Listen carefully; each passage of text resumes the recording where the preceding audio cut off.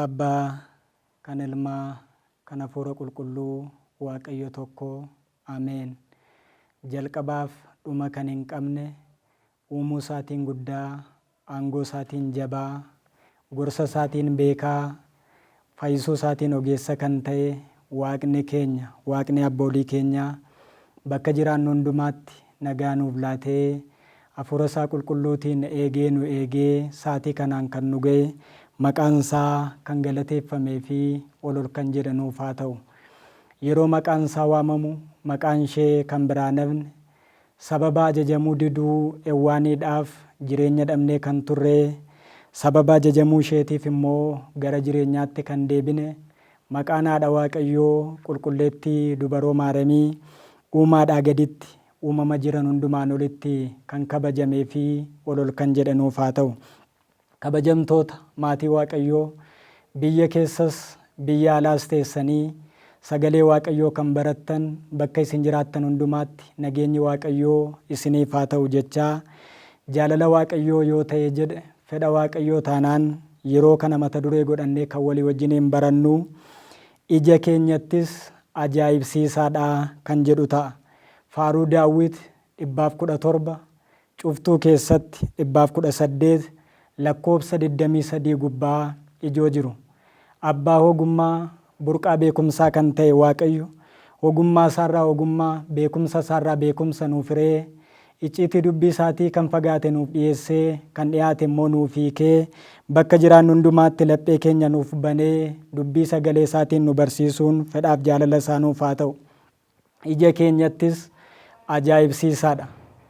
Jecha kana kan dubbatee kennaan torba kan isaaf kenname, kennaa torba isaaf kennameen ammoo guutummaan guutuutti Waaqayyoon kan ittiin galateeffate, Waaqa isaa kan ittiin tajaajile, Waaqayyoos kun laphee kootii nama akka kootiin argadhe jedhee kan isaaf dhugaa ba'e qulqullaa'icha mooticha Daawitiidha. Jecha kana kan dubbate. Egaan faaruu Daawit 117 yookaan 118 lakkoobsa 23 gubbaa gaafa ilaallu ija keenyattis ajaa'ibsiisaadha jedhee barreeffamee yemmutti inni jiru Daawit yemmuu dubbatu argina. Dubbiin kun icciitii guddaa of keessaa qaba. Inni jalqabaadhaa Wangeela Maatiyos boqonnaa 21 lakkoobsa 42 irratti dubbisnee akkuma arginu waamicha maqaa isaatiif galannaa ta'uutii gooftaan keenya fayyisaan keenya Iyesuus Kiristoos biyya lafaarra dhufee gaafa barsiisu barsiisa isaa kanaaf ajaa'iba inni lafarratti hojjete kana ilaalanii amanuu dhiisanii barsiisonni seeraaf gareen warra Fariisotaadhaa gaafa isa tuffatan, inni garuu goolee dhagaa mataa isaa qajeelchu ta'ee jireenyaafis mataa kan ta'e nama jiraachisuu kan danda'u akka inni ta'e akka isaan isa tuffatan osoo hin taane inni jireenya namaaf laachuu kan danda'u akka inni ta'e ibsuudhaaf icciitii dubbatameedha.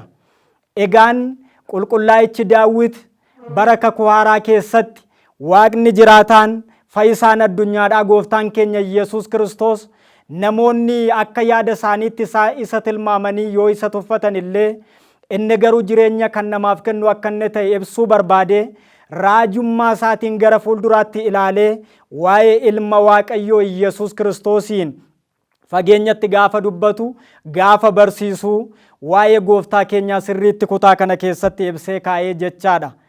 Bara kakuu moofaa keessas egaa Waaqayyoo ajaa'ibinni hojjete ajaa'iboota gurguddaatu jira.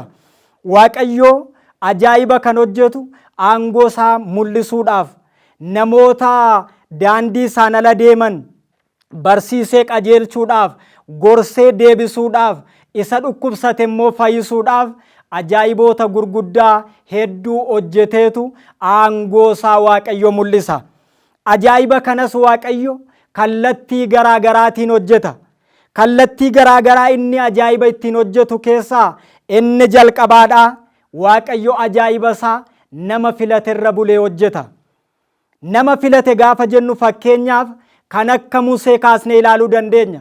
Saboonni Israa'el biyya Gibxiin keessatti garbummaa jalatti gaafa dhiphatan, gaafa rakkatan, gaafa gidiraman Waaqayyo imimmaan isaanii ilaalee garbummaa jalaa isaan baasuudhaaf, garbummaa jalaa akka iyyata isaaniitti isaan oolchuudhaaf gaafa ka'u, nama ittiin hojjetu, nama yaada isaatiin adeemu Musee isaaniif kaase.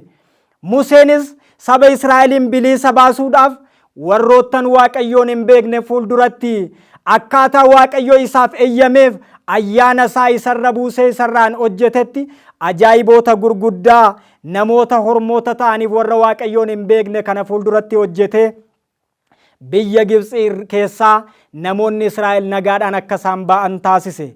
Kanaaf Waaqayyo ajaa'iba isaa gurguddaa aangoo isaa mul'isuudhaaf nama filaterra bulee gaafa inni hojii isaa isa guddaa hojjetu kanarraan kaasnee ilaaluu dandeenya jechaadha. Musee malees Waaqayyo namoota baay'eedhaan hojii isaa hojjeteera. Kan akka Iyyaasuutiin hojjeteera.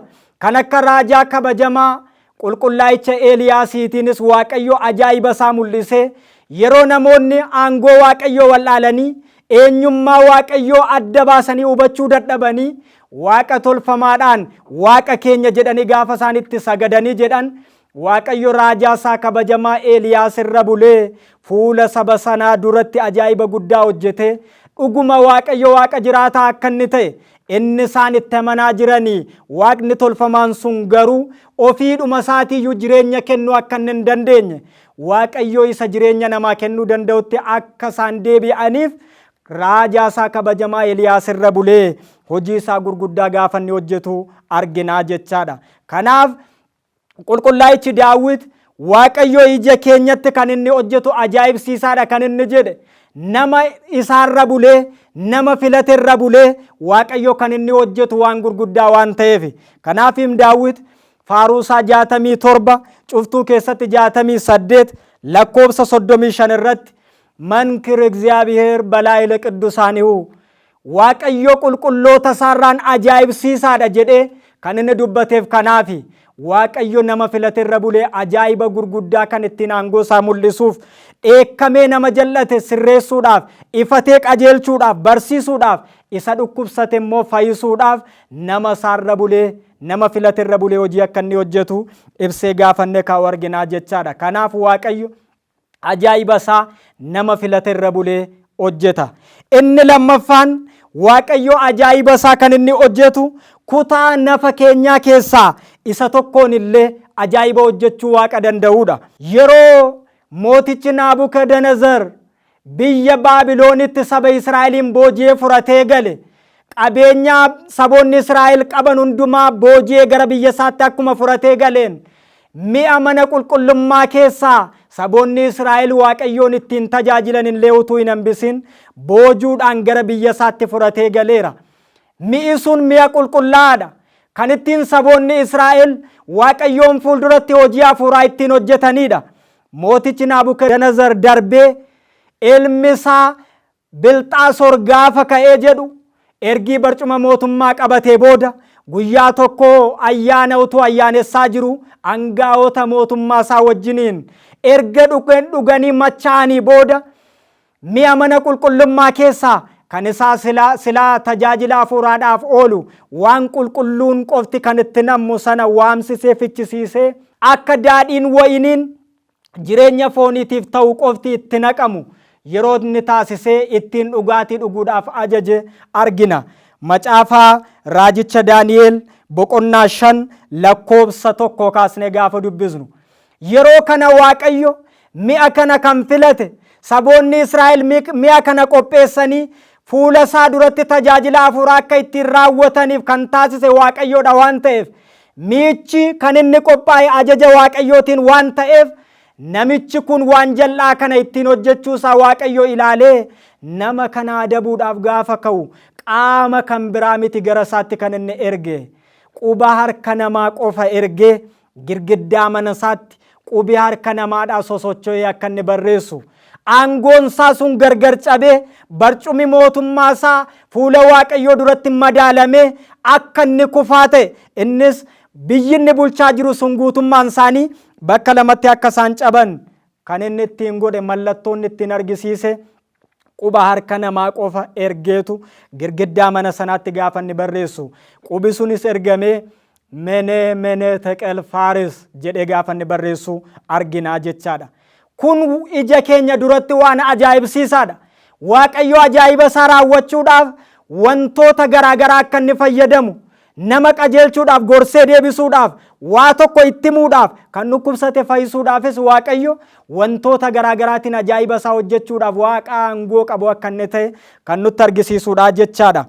Inni sadaffaan Waaqayyo ajaa'iba isaa kan inni ittiin raawwatu taabota isaani. Waaqayyo taabota isaan ajaa'iba isaa akka inni hojjetu macaafa Saamu'eel isa duraa boqonnaa 5 lakkoofsa 1 hanga 12 irratti yoo dubbifne sirriitti argina. Saboonni Israa'el biyya Gibxii keessa gaafa ba'anii jedhan Waaqayyo gaafa isaan waamee jedhu akka isaan kadhatanii Waaqayyoon fuulduraa deebii gaarii argataniif aarsaa isaan dhiyeessan akka inni fudhatamuuf Waaqayyo ofuma isaatiillee isaan gidduu buufatee akka jiraatuu fi taabota isaa karaa garbicha isaa Musee isaaniif kenne. Taabota sanarra bulee Waaqayyo isaan haasofsiisaa tureera. Wantoota ajaa'iba gurguddaa isaaniif raawwachaa tureera. Waggaa 40 guutuus geggeessee biyya Kana'aan biyya aannaniif damma baastutti Waaqayyo isaan galche. Ergasii kaasee Waaqayyo seera isaaniif kennee seera isaan ittiin isa tajaajilanii aarsaa isaa isaaf dhiyeessanii kadhannaan isaaniif Waaqayyoon fuulduratti isaaniif fudhatamu Waaqayyo isaaniif kenneera. Seera sanaan geggeeffamaa jiraachaa turani.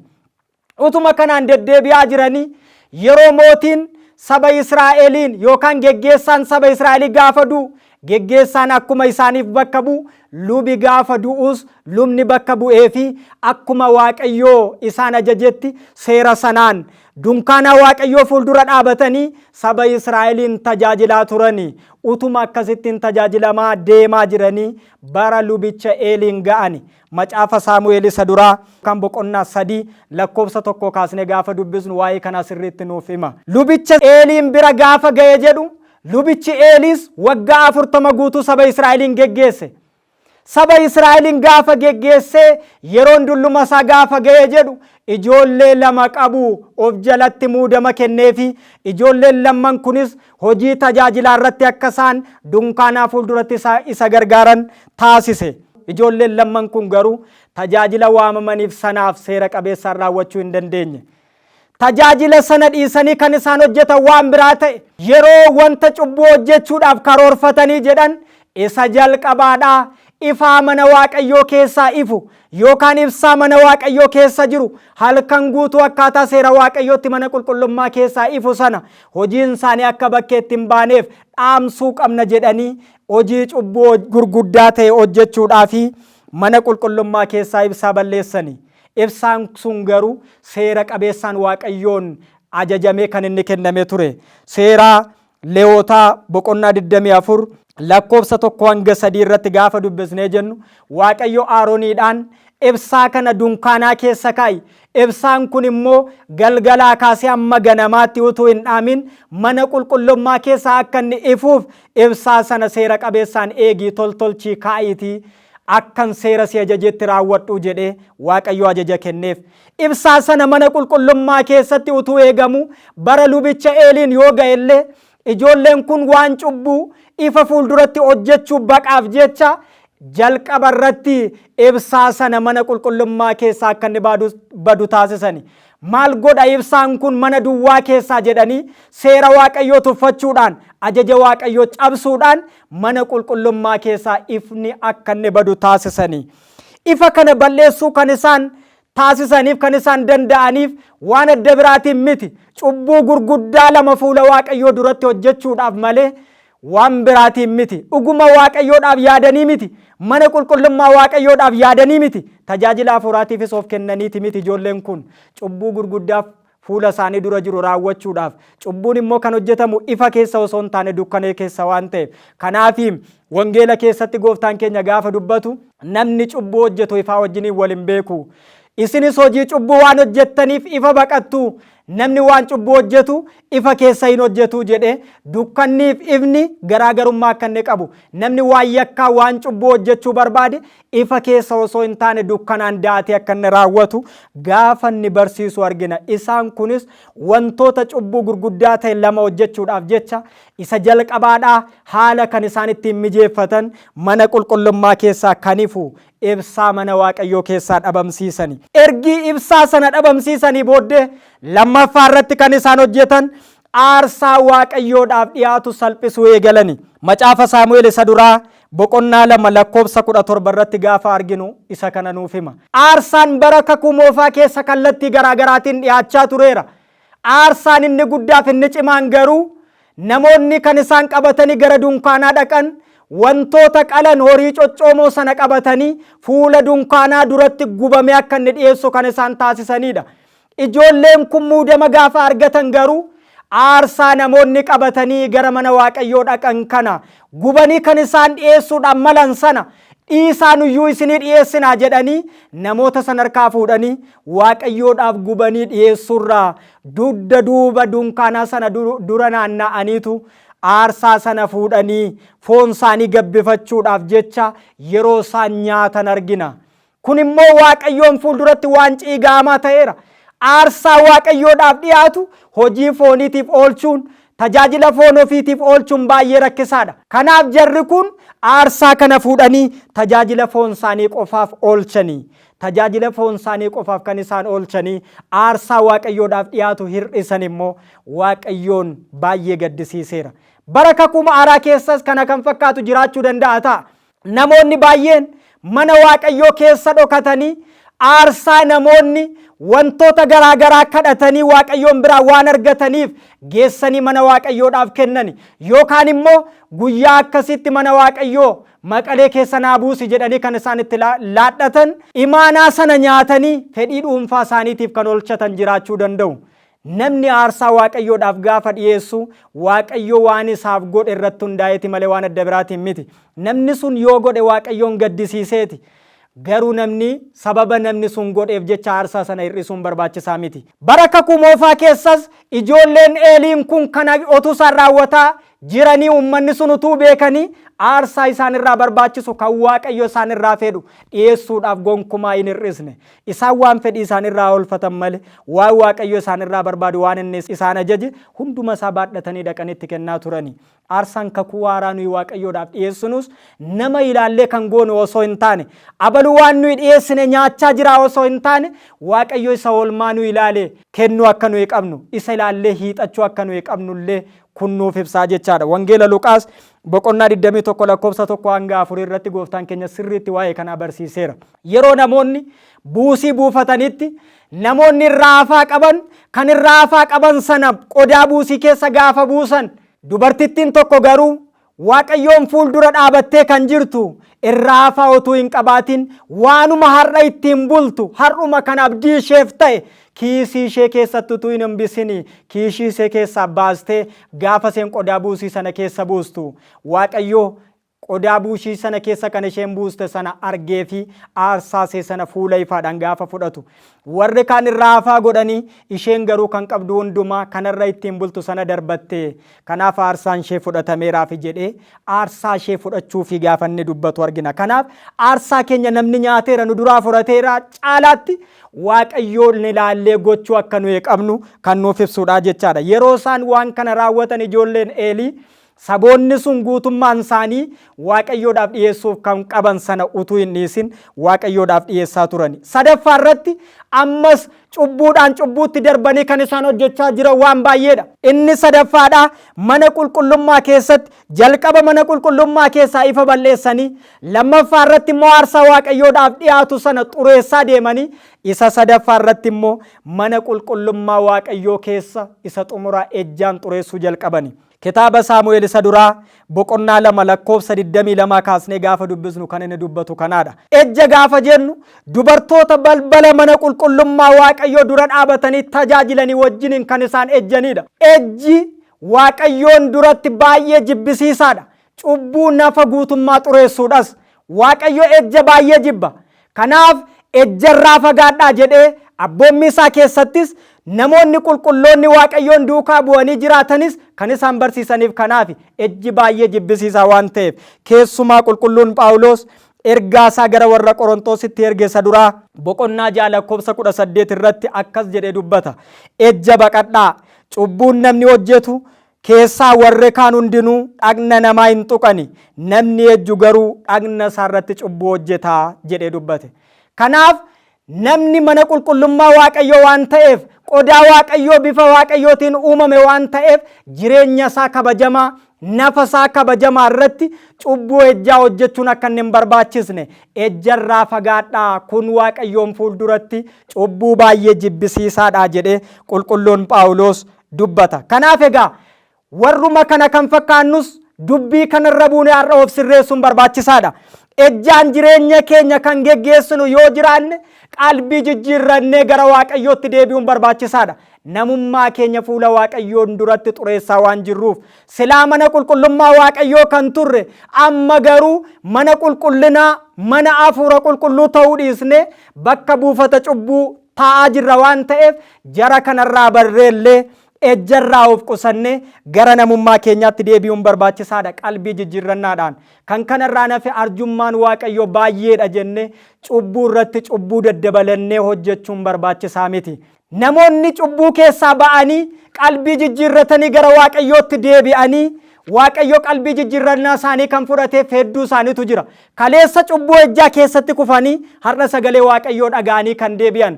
Ijoolleen Eelii garuu kana dhaga'uu hin dandeenye. Ejjaan ejjatti darbanii jiraatan malee. Mee namoonni qalbii jijjiirratanii deebi'an eenyuu fa'i kan jennu? Dubartoota 4 fakkeenya kaasnee ilaaluu dandeenya. Dubartoota 4. Dubartoota 4 gaafa jedhamu Ti'imaar, Rahaab, Ruutiidhaaf Bersaabeen kaasnee ilaaluu dandeenya. Isaan kun namoota durattis fuula Waaqayyoo durattis namoota cubbuu hojjechuudhaan beekamanidha. Fakkeenyaaf Ti'imaar cubbuu guddaa safuu uummata sanaa cabsuuf Waaqayyoon gaddisiisu fuula Waaqayyootti kan raawwatte turte. Abbiyyuu ishee goyyoomsitee abbiyyuu ishee wajjiniin kan ejjite. Yeroon jedhu abbaa manaa isheetii wajjiniin kan ejjite jechaadha. Kun Waaqayyoon biratti cubbuu guddaadha. Kanaaf isheen kun Waaqa durattis nama durattis safuu uummataa kan cabsu hojjettee Waaqa ishee durattis waan yakkaa garaagaraa raawwatte. Garuu qalbii jijjiirrattee gara Waaqayyootti gaafa deebitu hidda dhaloota gooftaa keenya Yesuus Kiristoosiin keessatti gaafa isheen waamamtu argina. Inni lammaffaan Rahaabi. Kitaaba raajicha Iyyaasuu boqonnaa 2 kaasnee gaafa dubbisnu Rahaab jireenya ishee geggeessaa kan turte ejjaani. Qalbii jijjiirrattee gara Waaqayyootti gaafa deebitu garuu hidda dhaloota gooftaa keenyaa keessatti gaafa ishee waamamtu argina. Inni sadaffaan Ruutiidha. Ruutis akkuma kanaadha. Bersaabees akkuma kanaadha. Jarri kun waan kaleessa keessa turan keessaa ba'anii qalbii jijjiirrannaadhaan gara Waaqayyootti deebi'anii cubbuu isaanirraa qulqullaa'anii Waaqayyoo isaan qulqulleesse nama guutuu nama qulqulluu godhee fuula isaa dura gaafa inni dhaabu argina. Kana jechuun maal jechuudha? Waaqayyo dhiifama isaatiin kan nama simatu akka inni ta'e. Akka seenaa kaleessa dabarsineetti Waaqayyo kan nuyi ilaalle akka inni ta'e. Laphee guutuun gara isaatti deebinaan Waaqayyo guutummaan guutuutti fuula isaa gara keenyatti akka inni deebisu kan nuuf ibsuudha jechaadha. Kanaaf ejjaan jireenya keenya moonee jirra yoo ta'e, ejjatti jireenya keenya bichisiisnee jirra yoo ta'e, wantootni kun cubbuu ulfaatoo Waaqayyoon gaddisiisa waan ta'eef gara Waaqayyootti deebi'u Waaqayyo obsaan kan inni nu dhaggeeffatuu fi akka nuyi fayyinuuf malee waan adda biraatiif akka hin taane Roomee boqonnaa 2 lakkoofsa 4 irratti qulqulluun Phaawulos sirriitti dubbata. Gaarummaan Waaqayyoo gara geeddarannaa yaada garaatti akka si geessu hin hubattuuree jedhe dubbata. Qulqullaayichi Phexrosis ergaa isaa isa lammaffaa boqonnaa 3 lakkoofsa 15 irratti gooftaan obsaan isiniif danda'uunsaa fayyinaaf karaa isiniin kennuusaa akka inni ta'e beekaa jedhee qulqullaayichi Phexros ergaa isaa irratti dubbata. Kanaaf Waaqayyo obsaan nuuf danda'uunsaa fayyinaaf karaa nuuf kennuusaa waan ta'eef callisee nu dhaggeeffachuunsaa yeroo yakka dalagnu yeroo cubbuu hojjennu akka abboommii isaatti jiraachuu gaafa dhiisnu akka nuyi qalbii jijjiirrannee gara isaatti deebinu malee akka nuyi adabamnee bannu waan hin barbaanneef obsaan nu dhaggeeffata waan ta'eef qalbii keenya jijjiirrannee cubbuu kaleessa hojjechaa turre yakka keenya kaleessaa dhiisnee Waaqayyotti deebinee dhiifama gaafachuun barbaachisaadha. Waaqayyo jara kanaaf yeroo isaan waan jibbisiisaa kana godoo dunkaanaa lafa sabni Israa'eliif waaqayyotti wal argan kanatti gaafa isaan hojjetan waaqayyo obsaan isaaniif dhaggeeffate. Isaan garuu qalbii jijjiirratanii deebi'uu hin dandeenye. Qalbii jijjiirratanii deebi'uu waan hin dandeenyeef ifatee sirreessuudhaaf waaqayyo ejjennoo isaa jalqabaa fudhachuu gaafa jalqabu nama mana qulqullummaa isaa keessaa qulqullinaan tajaajilaa jiru Saamu'eelitti ergaa isaa dabarsuu jalqabe.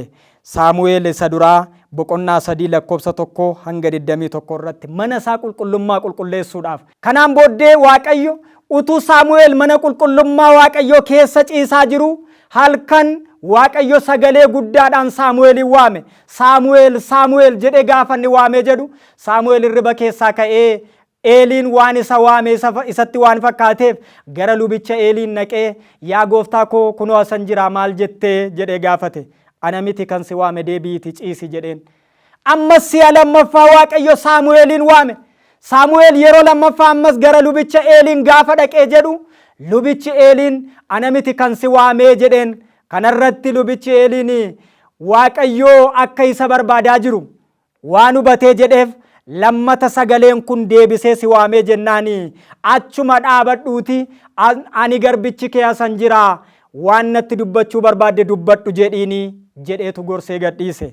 Saamu'eelin gara iddoo isaatti gaafa deebi'ee jedhu ammas waaqayyo sagalee isaa ol kaasee waame. Saamu'eelis ol ka'ee fuula waaqayyo dura dhaabatee ani garbichi kee asa nan dhaga'aatii dubbadhu jechuudhaan itti hime.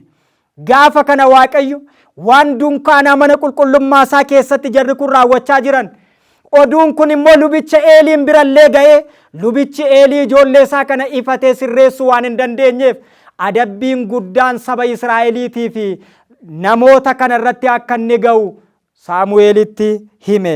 Kanaan booddee waaqayyo adabee sirreessuudhaaf qajeelchuudhaaf warra Filisxeemotaa saba Israa'elitti kaase.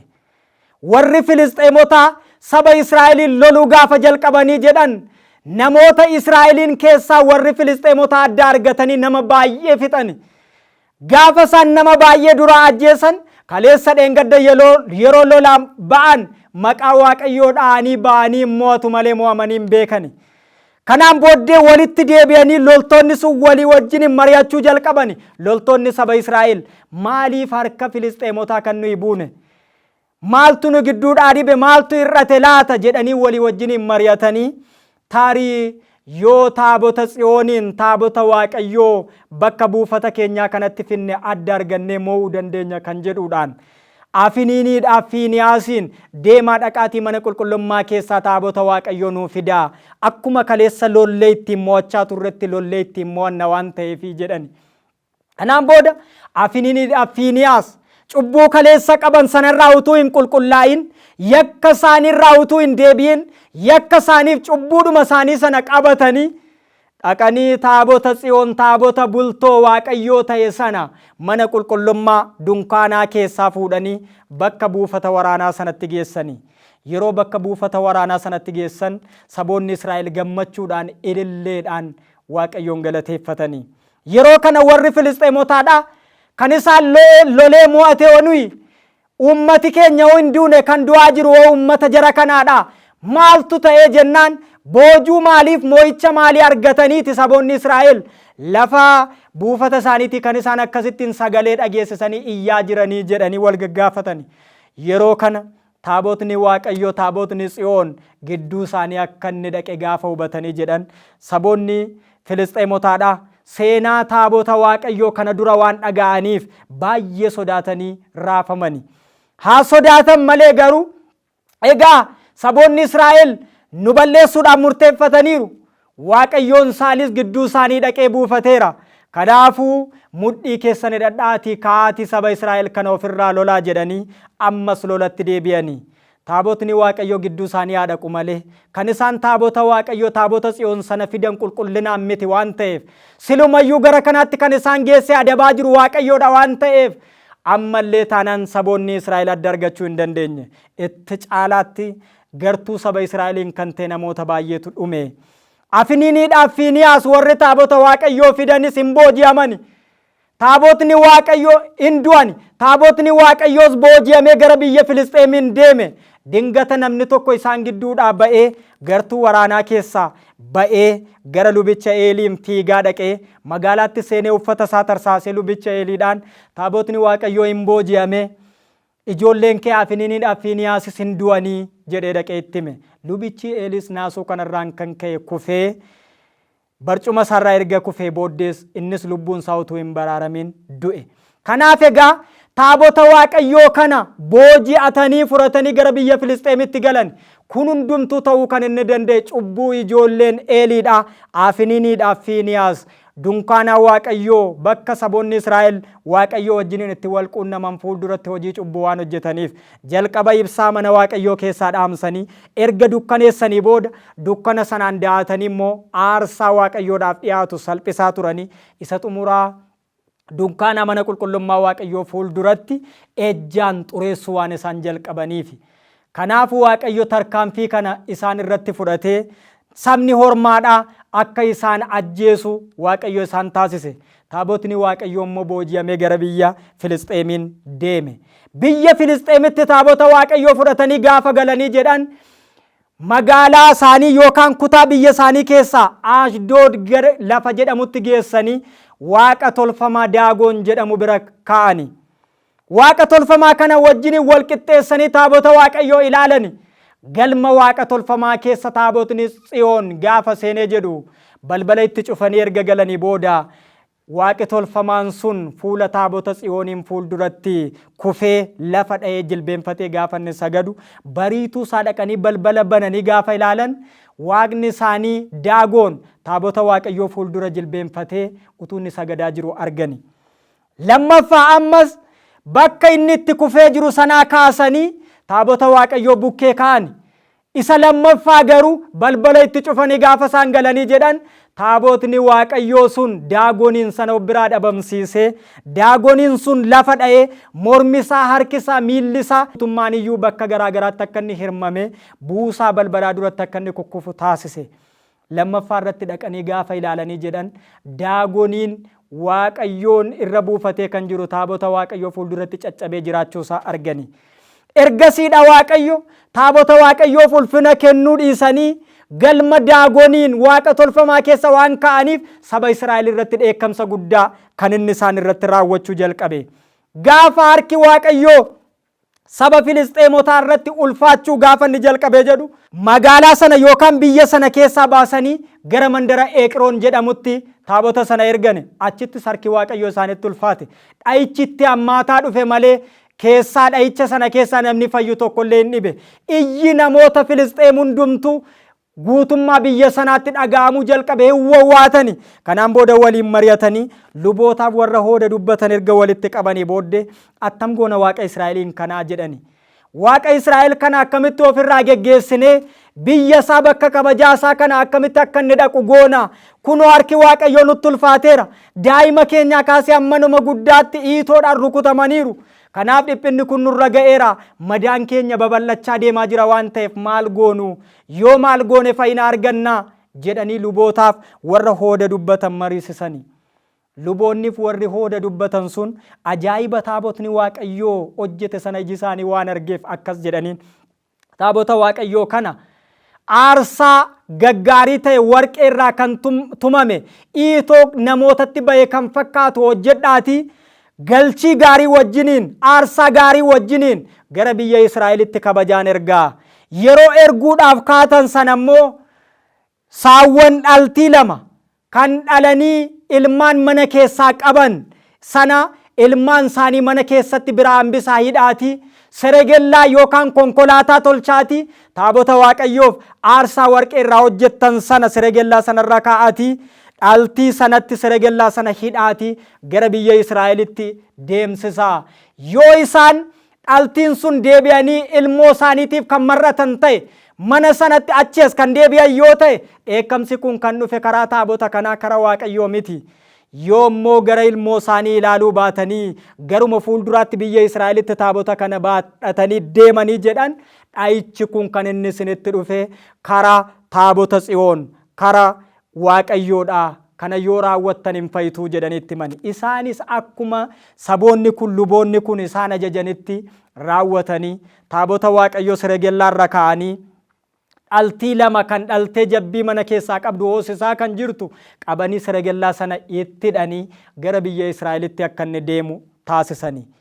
Dhaltoonni sun garuu achi as deebi'anii ilmoolee isaanii sanaaf hin mar'anne garuma biyya Israa'elitti adeemanii dhaqanii biyya Israa'el keessaa mandara Beet Saamis kan jedhamu ga'ani. Gaafa achi ga'anii jedhan namoonni mandara Beet Saamis taabota sana fuudhanii iddoo gaarii erga kaa'anii booddee horii sana immoo qalanii saragelaa ittiin fe'ame sana immoo falaxanii abidda erga itti qabsiisanii booddee aarsaa qalmaa godhanii gubanii Waaqayyoodhaaf fuula taabota Tsiyooniin fuulduratti dhiyeessani. Kanaaf egaa taabotni sun Beet Saamisiin keessa gaafa ga'ee jedhu maaluma fakkaata taabotni inni ajaa'iba kana biyya Filisxeemitti raawwate kun mandara Filisxeemiin kan akkasitti dhiphise kun maal fakkaata jedhanii ija jaboomaan naqanii taabota Waaqayyoo keessa gaafa ilaalanii jedhan achuma taabota Waaqayyoon fuulduratti Waaqayyo isaan adabee namoonni baay'een achitti waan dhumaniif namoonni mandara sanaadhaa gara Kiriyaat Yaariim kan jedhamutti geessanii taabota Waaqayyoo ofirraa deemsisanii mana Aminaadaabiin kaa'anii jechaadha. Kanaaf egaa mana Aminaadaabiin kaa'anii mana Aminaadaab waggaa 20 guutuu taabotni Waaqayyoo jiraate akkaataa ulfinni Waaqayyoodhaaf malutti taabota sana fuulduratti Waaqayyoodhaaf kennee aarsaa gaarii Aminaadaab waan taabota fuulduratti Waaqayyoodhaaf dhiyeesseef manni isaa qabeenyaan isaa hundumtuu gaafa inni eebbifamu argina.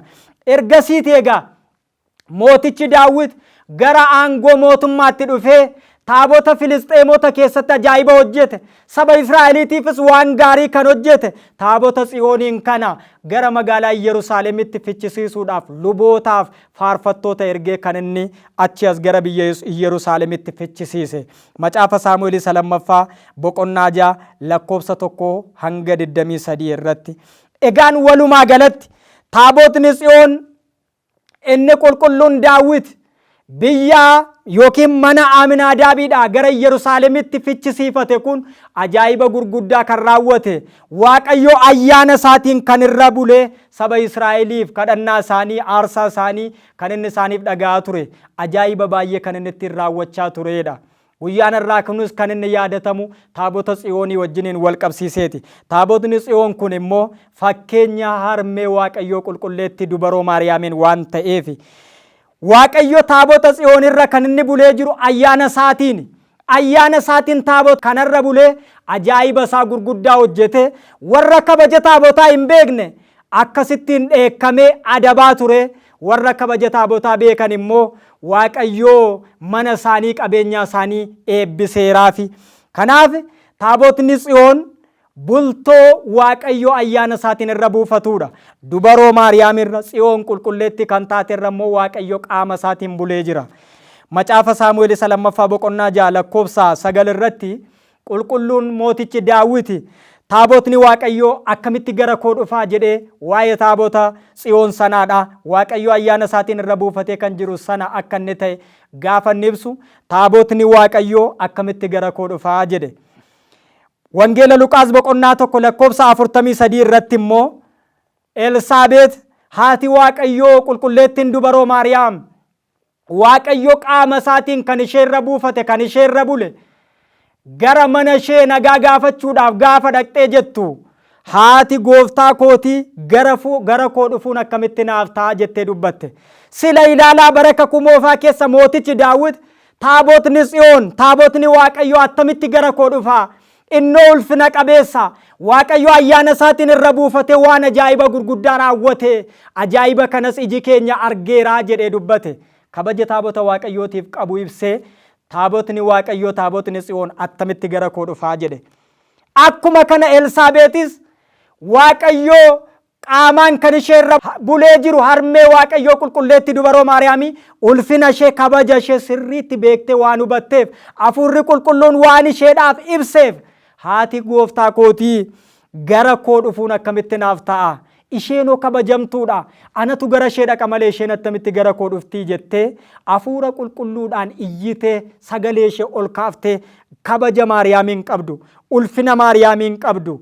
Kan ishee irra buufatee jiru Waaqayyo isa jiraataa qaamaan akka inni ta'e isheen bultoo Waaqayyoo isa dhugaa akka isheen taate ibsitee gaafa isheen dubbattu arginaa jechaadha. Kanaaf guyyaa irraa kana Tsiyoon qulqulleetti dubaroo Maariyaamii jennee kan nuyi kabajnuuf Tsiyoon taabota Tsiyooniin Waaqayyo ayyaana isaatiin irra bulee ajaa'iba gurguddaa akkuma hojjechaa ture qulqulleetti dubaroo Maariyaamii irra bulees Waaqayyo qaama isaatiin kakuu haaraa keessatti ajaa'iba gurguddaa kan hojjetedha jechaadha. Akkuma taabotni Tsiyoon namoota ulfina ishee hin beekne fuulduratti ajaa'iba gurguddaa hojjettee wantoota garaagaraa gurguddaa agarsiiste qulqulleettiin dubaroo Maariyaamis gara Elsaabeexiin gaafa dhaqxu nagaa isheen Elsaabeexiin gaafatteen ulfi gadameessa Elsaabeexiin keessa jiru burraaqee gaafa inni galateeffatu arginaa jechaadha. Isheenis akkuma taabota Tsiyoon sanaadha.